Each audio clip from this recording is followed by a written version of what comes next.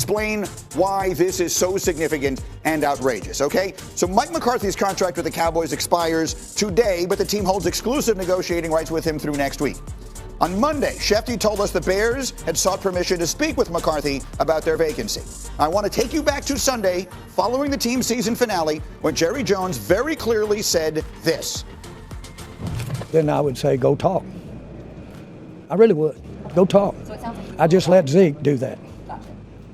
I don't want anybody here. That's not healthy to have somebody around that wants to be someplace else. Really, it's not. Okay.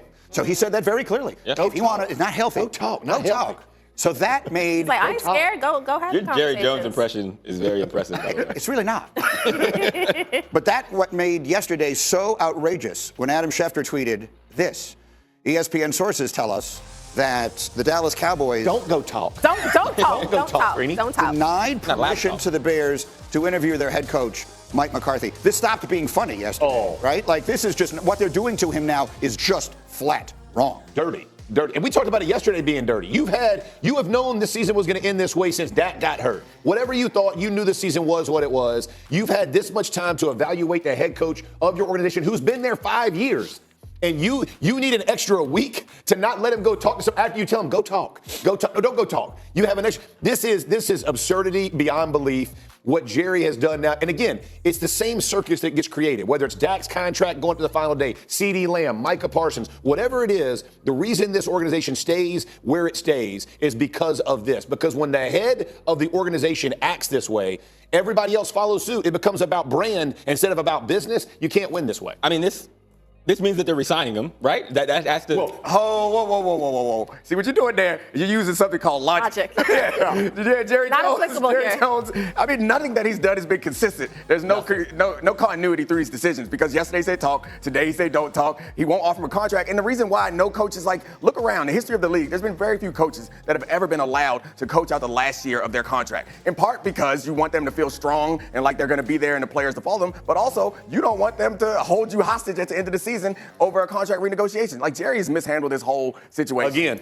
I mean, every time. So the issue with it for me is, to your point about the CeeDee Lamb going into the season, which hurt a big portion of your season and why you're in the situation you're Absolutely. in. The Dak Prescott, like fans having to question, is this the quarterback we need? Because if you're not excited about the decision, That's how right. does anybody else rally about that? And for McCarthy, it's the same thing. If you look like you're getting backed into decisions, which is what it looks like. Yes. It doesn't look like strong negotiating tactics. It doesn't look like you trying to gain leverage or prove a contract. It looks like you're unsure. That's exactly and for right. fans and people in the organization, that's hard to get excited about. Kmart, get in here. I got nothing.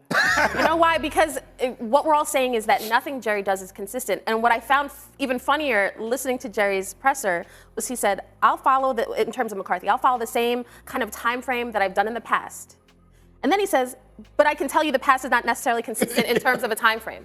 What? Double talk. What? And here's the thing. It's almost like Jerry is, unfortunately, I hate to do the relationship thing. Jerry is that person who is not sure about you, but doesn't want to see you with somebody else. I mean, I don't know what that's like personally, but I can tell you, it sounds like it sucks, you know? And that's the unfortunate thing, because you want to know as a head coach that you are wanted in this building and that the organization believes you can turn this thing around. You create individuals in your locker room because of that, right? Because it's going to be whoever Jerry's favorite is of the moment. And the problem is that when you're the owner and the GM, if you heard a GM talking like this, the GM would lose his job, because the owner's like, we can't follow the pattern of behavior that you're exemplifying. But it's the owner / GM that continues to hurt his. Even talking about the Derrick Henry not signing that, I'm surprised our team's not as good as.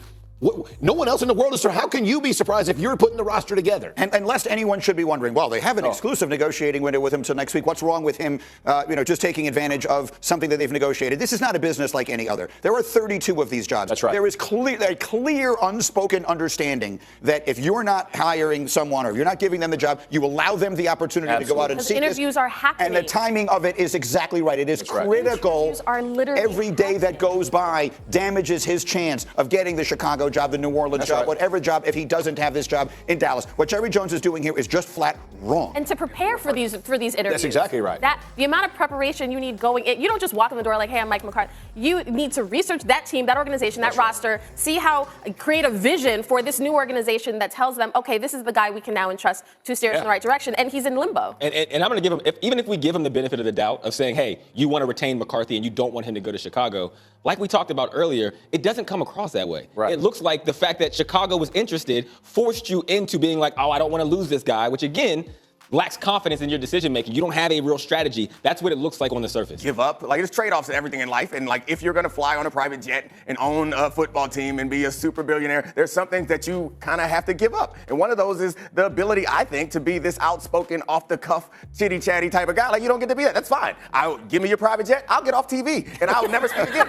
That's all good. I'm with you. I'll do it too. Yeah, Jeff will come with I'm me. with you. But like, when you do that, what you have to understand is when you're leading this team, there's some privileges that you give up. You gain a lot more privileges, but we've seen it over the last couple of days. A lot of these guys don't seem to want to give up those specific freedoms, and it's hurting their team. Well, no, look, like one owner after another has come out and said things that just are so awkward and ridiculous this week. But forgetting that, there's always been sort of a benign, humorous element to the things that Jerry Jones has done. And if he was hurting anyone, he was generally only hurting himself. Right. In this case, it's bordering on mean-spirited. Like, there's something about this that feels completely wrong. It's just a consistent theme. We talk about the Dak and sort of Dak in limbo and what's happening. Then we wait till week 1 of the season for him and ceedee to get signed. And Jerry has said, I'm all in. And now when he's asked questions about, do you regret saying you were all in? He's like, oh, giving Dak all that money isn't all in enough for you. Like, he's defiant. Absolutely. And what you wanted to see from Jerry after the season is some perspective, some growth. That's exactly like, I understand how I am, handcuffing my team because of how I don't spend and when I choose to spend, but instead it's more of a defiance. So we all acknowledge that he didn't build a roster that was going to be successful this year. And then he holds the coaches and players accountable for not having success without building that roster. Right. And then you follow it up by using what you've negotiated in the contract in order to limit Mike McCarthy's ability to go elsewhere like that. I think that's the point that Greeny keeps coming back to, that this doesn't even seem to make any bit of sense other than to hurt Mike McCarthy. Yes. Like, if you want me, sign me. If you don't want me, let me go somewhere else. And he's just like, nah, sit there. And then sit there. That's right. And then when all the jobs are closed up, he's like, I don't know. Right. Yeah, I'm good. I would expect the mean-spirited part that you're talking about, though, even with the radio that he did, this has become common for Jerry, which we have never seen. I mean, I've dealt with Jerry. We've dealt with him in negotiation. He has always been. We had a great relationship with him. I think he was legitimate when what he said. He did all of those things. This year, I don't know if it's because of the lose. It's safe to say that the 2020 season didn't end the way we all hoped, right? After a tough loss to the Washington Commanders, finishing the season with a 7-10 record, it's clear that the Cowboys have some work to do. But here's the thing, while the end of the season felt like a missed opportunity, it's also opened up a chance for something big in the 2025 NFL Draft. With the 12th overall pick, the Cowboys find themselves in a prime position to add a key player to the roster. Now, I know it's been a rough season, but as a Cowboys fan, I've learned that we can always look ahead and see the potential for greatness. And trust me, that 12th pick has a lot of promise. Before we dive deeper into what this pick could mean, let me ask you, who do you think the Cowboys should target with that 12th overall selection? Drop your thoughts in the comments. Let's start a discussion. Alright, now let's take a trip down memory lane. Do you remember the 2021 NFL Draft? The Cowboys were in the same position. They are now the 12th overall pick, and that's when we landed a game changer. Micah Parsons. I mean, talk about a home run. Micah has become one of the most dominant players in the league, and that 12th pick turned out to be one of the best decisions the Cowboys have made in recent years. Now, I'm not saying we're going to find another Micah Parsons this time around, but the history of that pick gives us a lot to be excited about. The last time we had the 12th pick, it worked out pretty well. The key is that the Cowboys have a track record of making the most out of their first-round selections, and this upcoming draft should be no different. A few glaring needs, and it's crucial that they prioritize the right positions to make sure the roster is built for success in 2025. For me, the biggest need might be the offensive line. With the age and injuries creeping up in certain spots, it's clear that building a stronger, more consistent line should be a top priority. But hey, we can't forget about the wide receiver position either.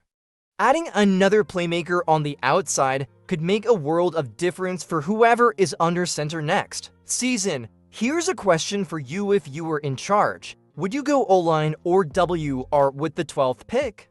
I want to know your top choice, so be sure to cast your vote in the poll up here. The decision here is critical. So let's see where you stand. Let's keep this conversation going in the comments.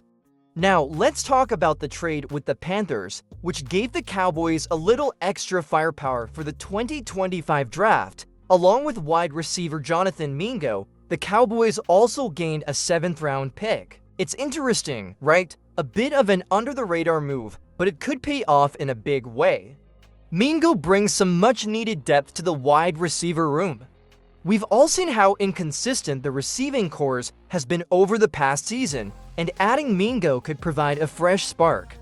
While he might not be an immediate star, he's got the potential to contribute and even surprise us as he develops.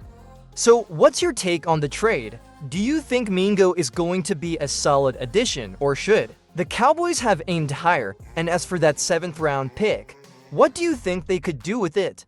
Let's get a conversation going. Drop your predictions below. So here we are, looking ahead to the 2025 NFL Draft. This is where things get exciting, my friend.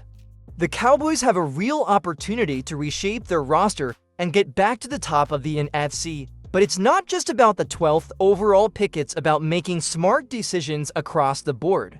With their first, second, and third round picks, Dallas has a chance to address key needs and build a team that can compete with the best. Whether it's bolstering the offensive line, adding another weapon in the passing game, or strengthening the defense even more, the future is in their hands. But here's the real question. What do you think the Cowboys need to do to get back to Super Bowl contention? Do they need to make a big splash, or should they focus on steady improvements? Drop your thoughts in the comments, let's talk about it.